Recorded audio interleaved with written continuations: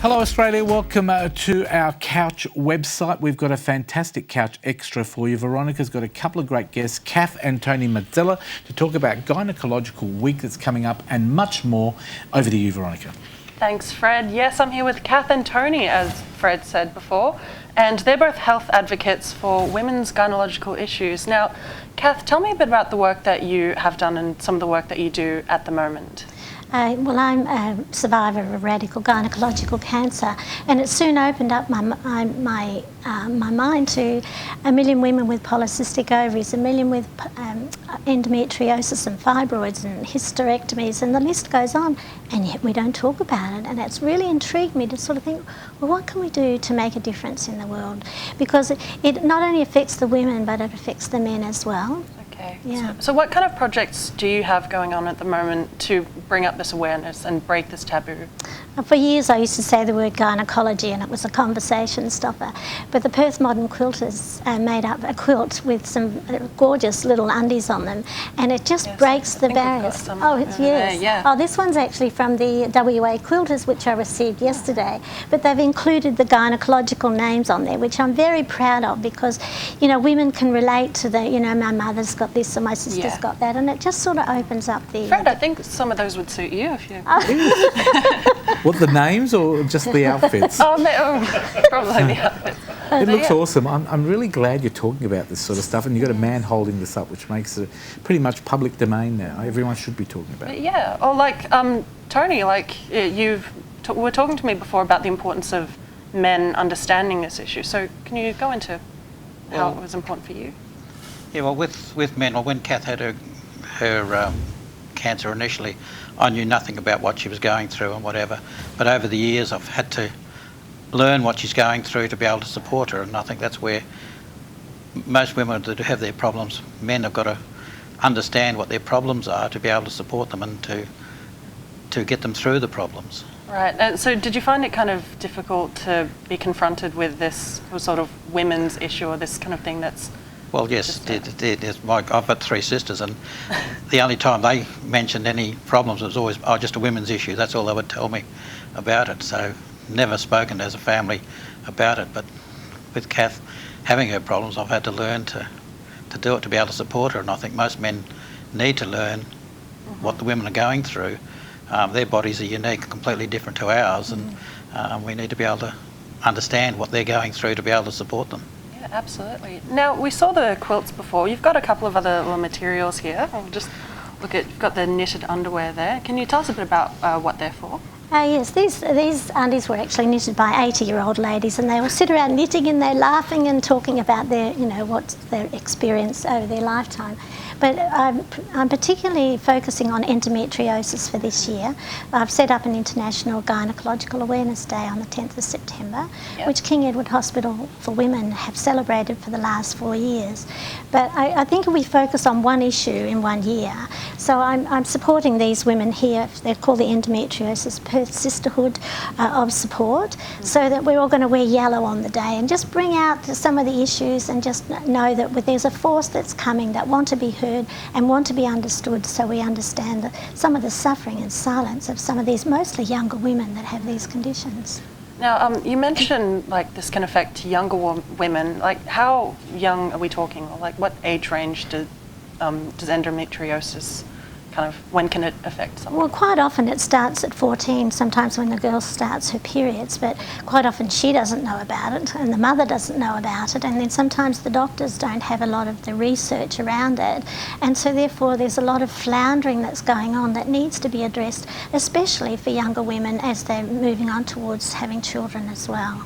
Right, fantastic. So it's definitely something that can be addressed. And sorry, you were mentioning before the International Gynaecological Women's Day, so that was on September 10th. Yes. Now, you had something that you wanted to, an event you wanted to get organised around that, was it? Yeah, so I'm hoping that we can go to the Elizabeth Quay and have afternoon tea there, and everybody wearing yellow, and just, you know, just really showing support for these young women. Right, fantastic. Can I just ask a quick question? Sure. Sorry to butt in there. Do you have to wear yellow underwear if you come down to that afternoon tea? Well, why not? Why not? Because I'm wondering if these will stretch on me. I might try them while you're talking about.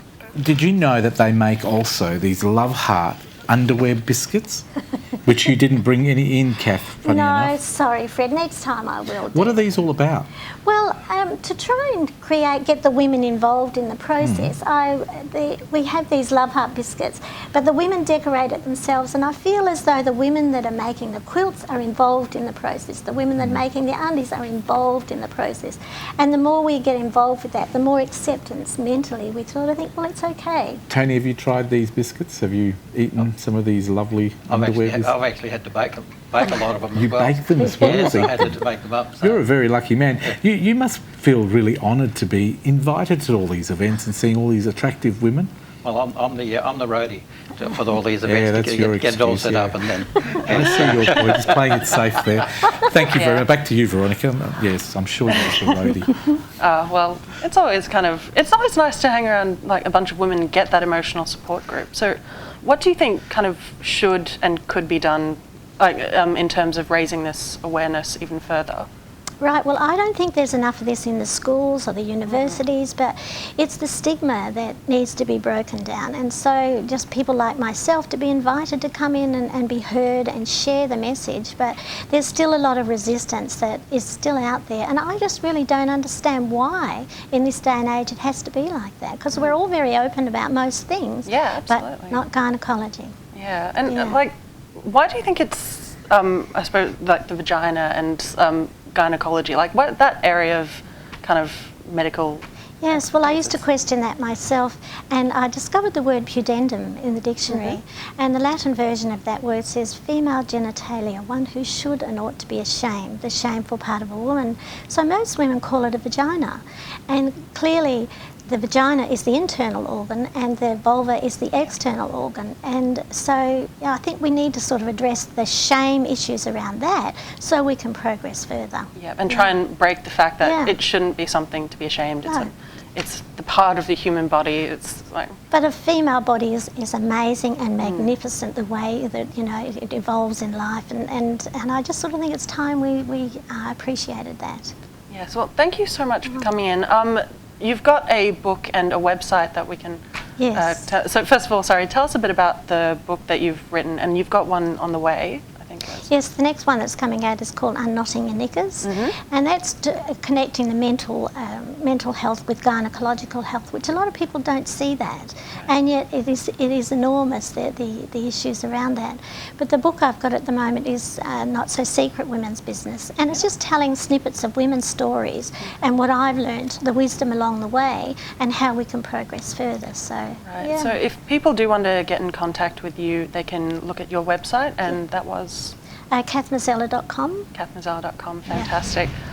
We've got it just up on the screen there, but thank you so much for coming in and raising this awareness of these women's issues that really should be talked about a lot more. It's my pleasure. So thanks for joining us on the Couch Extra. I'll go back to you, Fred. See, you're draped in that gorgeous little quilt I there. had to promote the what were the company called that made the ladies? The Willerton Amen. Quilters.